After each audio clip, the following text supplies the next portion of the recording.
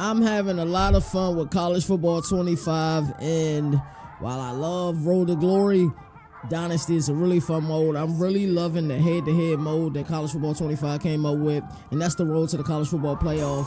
I love how you got to play a set amount of games. I believe it's like 10 games, and based on your record, if you finished in the top 8 within the current class that you're in, you get to play in the playoff. I'm going to give you guys a lot of tips and tricks to help you guys win more games. I think one of the main things that a lot of people don't do is get accustomed to your team, know the abilities, know your team strengths, and also don't forget to get in the practice mode and lab your playbook. Don't forget to do that. When playing the Road to College Football Playoff, there's a couple of things that people need to understand immediately. One, it's a tier-based system. You do receive more ranking points for playing a lower-ranked tier team versus a higher-tier team. But typically, what I would do, especially in the regular season, is make sure that you are playing against your tier. You still get a decent amount of playing points. I play with a tier 2 team in Kansas. I want to make sure I'm playing other tier 2 teams. Like I said, in the playoff, you have no control of that. You're going to be playing the Alabamas. You're going to be playing the Ohio States. You're going to be playing the Michigans, the Notre Dames, the Oregons. You're going to be really playing a lot of great teams once you get into the playoff. But during the regular season, you do have some control over your own destiny. So just keep that in mind. I said it earlier, but I'm going to say it again, and I want to really put emphasis on this.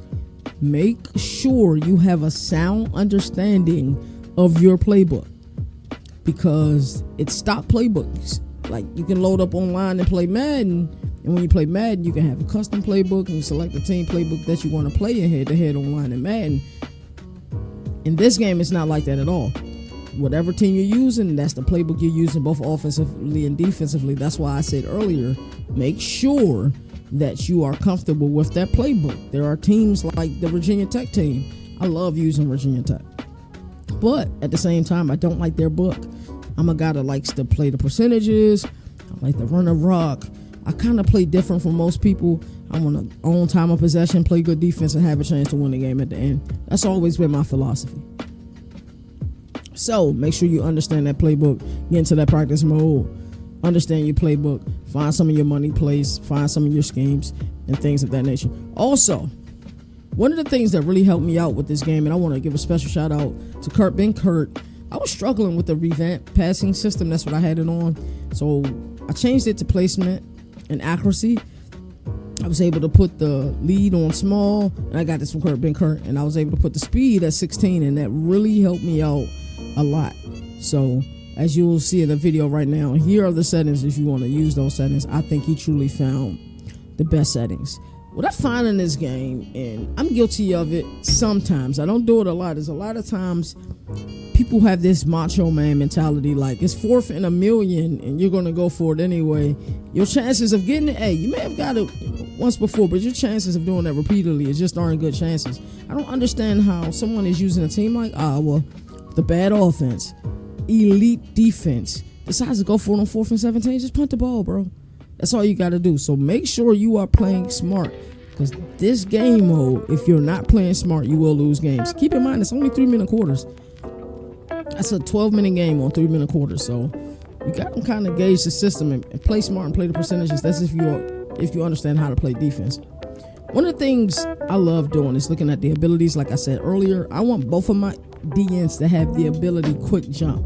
And typically, and this is interesting, that my 2 starting defensive ends, one of them has it, the other one doesn't have it. But I went deeper in the depth chart and I found they gotta have it, so I'm able to put him at D and have both of them at DNs. Also, on nickel packages, dime packages, quarter packages, of course, dollar, whatever else, you're able to have a sub linebacker that's a safety.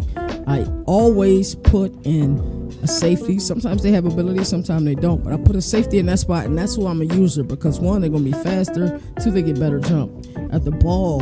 So that's a key thing, being able to lurk, being able to bait. Like, sometimes you get a feeling of, you know where somebody really want to go, but you pretend that you're going to let them go there, and at the last minute you make a move and you're able to intercept the ball. So having the ability to lurk is really important in this game mode.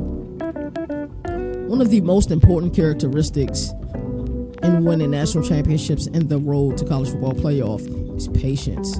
You need extreme patience to win a lot of these games, especially as you're in regular season play. And then once you make it to the playoff, it takes patience. So many people get impatient. You go 3 and out, and then, okay, I'm going to go for it on fourth. No, don't do that. Or somebody is dotting you underneath, killing you underneath, and then you want to press your corners, and they hit you up top for a one-play touchdown. There's players like Harbor. There's players like Terry Johnson. There's players like Trayshawn Holden. There's players like Evan Stewart with elite speed that are going to beat you over top if you're playing man and you press your corners. Don't give up one-play touchdowns. That's one of my keys. I think during this most recent championship, I gave up, might have been 1 or 2 one-play touchdowns, and I was extremely frustrated. I'm like, I don't like, giving that up. I pride myself on being able to play defense. I pride myself on being able to get a stop. I'm not going to stop you every time. That's just not realistic. But if I can get 1 or 2 pivotal stops in that 12-minute game, then I feel like I win. Another thing, as far as the patience is concerned, if it's minute 15 seconds left on the clock, you're down 4, 5, 6, 7, and you need to go down and get a touchdown, don't be afraid to run the ball. A lot of times people get past it, boop, boop, boop, boop, boop. Third play, you throw an interception, game's over with. I'm going to run the ball because you know what? A lot of players are willing to give up the run. Oh, you want to run the ball? And there's only this amount of time left? Yes, there's plenty of time. Every first down they get, the clock stops temporarily, not long. And, once everybody's lined up, it starts again. I'm going to run the ball. I'm going to get the ball down the field. And then, after a while, yeah, of course I'll have to pass. But I want to play the percentages and put myself in a position to win games. So don't forget ultimate patience.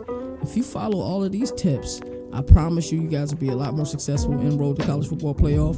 So I always like to say there are no more victories in a sport that survive and advance. That's why college football has the greatest regular season. And until next time, don't forget to like, comment, share, subscribe. You all take care.